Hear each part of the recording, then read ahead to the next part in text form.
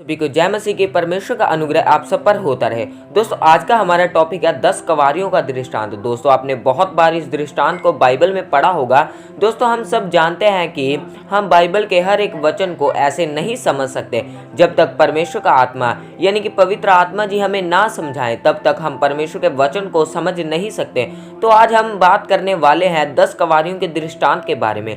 तो मैं आपको इस दृष्टांत को डीपली समझाऊंगा कि आप अच्छी तरीके से इसका मतलब, इसका हिंट समझ सकें। तो आप सभी को पता है कि प्रभु यीशु मसीह अक्सर दृष्टांतों में ही बातें किया करते थे। उनमें से एक यह भी दृष्टांत है 10 कवारियों के दृष्टांत। प्रभु यीशु मसीह अपने चेलों से और बहुत सारे लोगों से इस दृष्टांत के द्वारा बातें करते हैं। दोस्तों पहले मैं इस दृष्टांत को पढ़ देता हूँ कि स्वर्ग का राज्य उन 10 कवारियों के समान होगा जो अपनी मशालें लेकर दूल्हे के भेंट करने को निकली। उनमें से 5 मूर्ख और 5 समझदार थी। मूर्खों ने अपनी मशालें तो ली परंतु अपने साथ तेल नहीं लिया, परंतु समझदारों ने अपनी मशालों के साथ अपनी कुप्पियों में तेल भी भर लिया। जब दूल्हे के आने में देर हुई तो वह सब ऊँघने लगी और सो गई। आधी रात को धूम मची, देखो दूल्हा आ रहा है, उसे भेंट करने के लिए चलो। तब वह सब कवारियां उठकर अपनी मशालें ठीक करने लगी। और मूर्खों ने समझदारों से कहा, अपने तेल में से कुछ लिए भी दो, क्योंकि हमारी मशालें बुझी जा रही हैं। परंतु समझदारों ने उत्तर दिया, कदाचित यह हमारे लिए पूरा ना होगा। भला तो यह है कि तुम बेचने वालों के पास जाकर अपने लिए मोल ले लो। जब वह मोल लेने को जा रही थी तो दूल्हा आ पहुंचा, और जो तैयार थी वह उसके साथ विवाह के घर में चली गई और द्वार बंद किया गया। इसके बाद वह दूसरी कवारियां भी आकर कहने लगी, हे स्वामी, हमारे लिए द्वार खोल दे। उसने उत्तर दिया, मैं तुमसे सच कहता हूँ, मैं तुम्हें नहीं जानता। इसलिए जागते रहो, क्योंकि तुम ना उस दिन को जानते हो और ना उस घड़ी को। दोस्तों इस दृष्टांत में स्वर्ग के राज्य की तुलना 10 कवारियों के समान की गई है।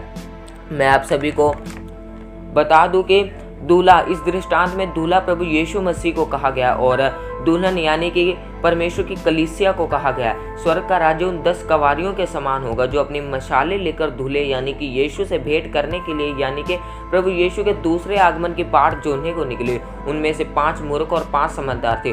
दोस्तों यानी कि 10 क्रिश्चियन हैं। 10 के 10 क्रिश्चियन परमेश्वर को मानते हैं, परमेश्वर की उपासना करते हैं, परमेश्वर की हजूरी में बने रहते हैं। उनमें से 5 मूर्ख हैं और 5 समझदार हैं। जैसे 5 जो वचन सुनते तो हैं पर वचन पर चलते नहीं, और जो 5 समझदार हैं वो वचन को सुनते हैं, वचन पर चलते हैं और परीक्षा में, कलेश में, वचन में बने रहते हैं और खड़े रहते हैं और प्रभु के दूसरे आगमन की बाट जोहते हैं। जो 5 कवारियां हैं वो वचन की तरफ अपना पूरा फोकस नहीं करती, पर जो 5 समझदार हैं उनका सारा फोकस, अपना सारा ध्यान वो वचन की तरफ रखते हैं। जो 5 मूर्ख हैं उनको भी पता है कि प्रभु का आगमन होगा, पर प्रभु यीशु मसीह आएंगे, पर उन्होंने अपना मन तो फिराया, पर वचन को, परमेश्वर के वर्ड को अपने अंदर ना रखा। अब तेल का कंपैरिजन, तेल वचन को कहा गया है, परंतु जो समझदार हैं, जो परमेश्वर के वचन को ध्यान के साथ, फोकस के साथ परमेश्वर के वचन को सुनते हैं, मानते हैं और अपने अंदर वचन को संभाल कर रखा है कि जब भी हमारे अंदर विश्वास की कमी हो या परीक्षा की घड़ी हो तो हम वचन को यूज़ कर सकें। जो समझदार थी उन्होंने अपनी कुप्पियों में तेल भर लिया, यानी कि उन्होंने जो वचन सुना, जो वर्ड सुना, जो परमेश्वर के वचन को सुना, उन्होंने अपने अंदर ग्रहण कर लिया।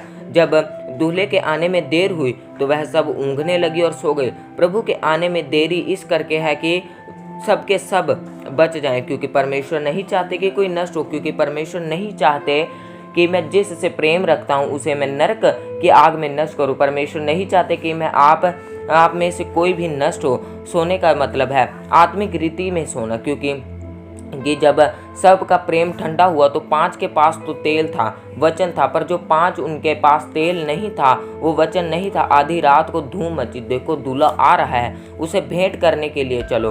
तब वह सब कवारियां उठकर मशालें ठीक करने लगी। परंतु जो 5 मूर्ख थी, जो वचन को अपने अंदर ग्रहण नहीं करती थी, उन्होंने, जो 5 समझदार थी, उन्होंने कहा, अपने तेल में से कुछ हमें भी दो, क्योंकि हमारी मशालें बुझी जा रही हैं, कि हमें भी थोड़ा सा वचन बता दो कि हम भी दूल्हे से भेंट करने को उसके पास जाएं।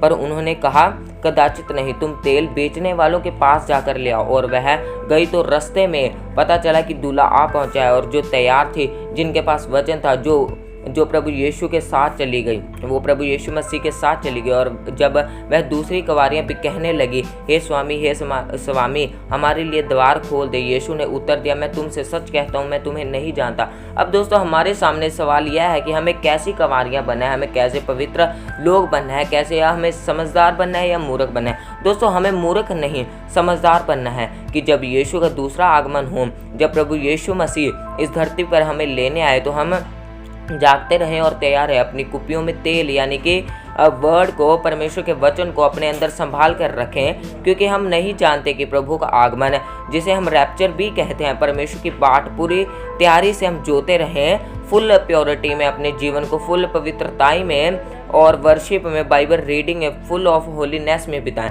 दोस्तों आपने मूर्ख नहीं बनना है। कहीं ऐसा ना हो कि आप वचन की तरफ ध्यान नहीं दे रहे हो और जब प्रभु यीशु मसीह जब रैप्चर के समय तेल लेने के लिए भागना पड़े, आपको रैप्चर के समय वचन लेने के लिए, वचन में ना बने रहने के लिए आपको कहीं ना कहीं भागना पड़े, अपनी तैयारी हमें खुद करनी होगी। परमेश्वर ने आपको चुना है कि आप उसके स्वर्ग के राज्य के अधिकारी हो, पर अब समय है कि आप वचन की तरफ ध्यान दें, अपने विश्वास को मजबूत करें, विश्वास में, वचन में बने रहें और विश्वास में भी बने रहें। अपने पापों को छोड़कर सही रीति से वचन की तरफ अपने आप को चौकस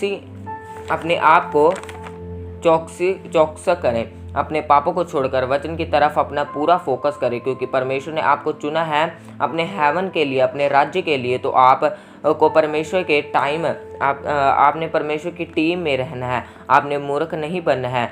चलो यदि पहले आप वचन की तरफ और ध्यान नहीं दे रहे थे, तो अब आपका सारा ध्यान ओनली फॉर वचन की तरफ होना चाहिए। हर समय आपने अपने साथ तेल को यानी कि वचन को रखना है, वचन को संभाल कर रखें। आप सभी इस वचन को परमेश्वर की वार्निंग ही समझ सकते हैं कि परमेश्वर आपको वार्निंग दे रहे हैं कि आप अपने अंदर वचन को ग्रहण करके रखें, अपनी कुप्पियों में तेल भर कर रखें, समझदारों के तरह वचन को अपने अंदर ग्रहण करके रखें कि जैसा लिखा है, जब दूल्हे के आने में देर हुई तो वह सब ऊँघने लगी और सो गई, क्योंकि हम नहीं जानते कि यीशु मसीह का दूसरा आगमन कब होगा। उस समय का, उस घड़ी का किसी को नहीं पता, केवल पिता को पता है।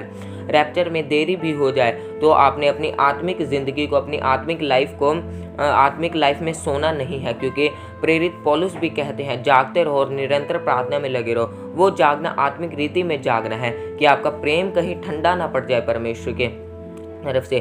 जैसा कि इस दृष्टांत में बताया गया कि आधी रात को धूम मची और दूल्हा आ गया, क्योंकि हम नहीं जानते कि यीशु मसीह कब आएंगे, हम नहीं जानते कि यीशु मसीह किस दिन आएंगे, किस दिन आएंगे या रात को आएंगे, कि जैसा बाइबल में लिखा है, परंतु प्रभु का दिन चोर के समान आ जाएगा, क्योंकि हमें नहीं पता कि चोर किस समय आता है और वैसे ही हम नहीं जानते कि प्रभु यीशु किस समय आएंगे। इसलिए आपको अपने हृदय में, मन में, अपने आत्मा में वचन को संभाल कर रखना है। इसलिए जब दूल्हा यानी कि प्रभु यीशु मसीह हमें लेने आए तो हम तैयार रहें, अपने अंदर तेल भर कर रखे, वचन भर कर रखे। जो तैयार थी वह प्रभु के साथ विवाह के घर में चली गई। अगर आप तैयार हैं तो आप प्रभु के साथ रैप्चर के दिन स्वर्ग में यानी कि विवाह के घर में जा सकेंगे। हमें वैसा नहीं बनना जो दूसरी कवारियां भी आकर कहने लगी, हे स्वामी हमारे लिए द्वार खोल दे, बाद में आपको भी पछताना पड़े। इसलिए अपने पूर्ण पापों से अपने पश्चाताप करें,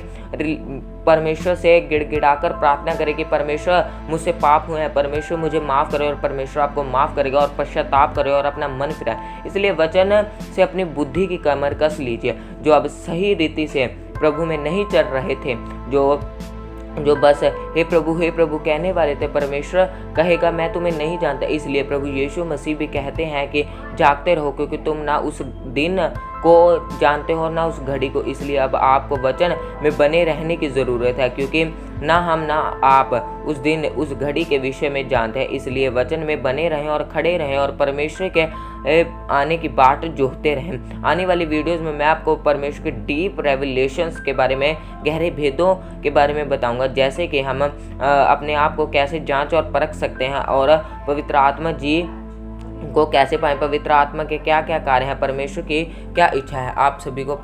परमेश्वर आप सभी को आशीषित करें।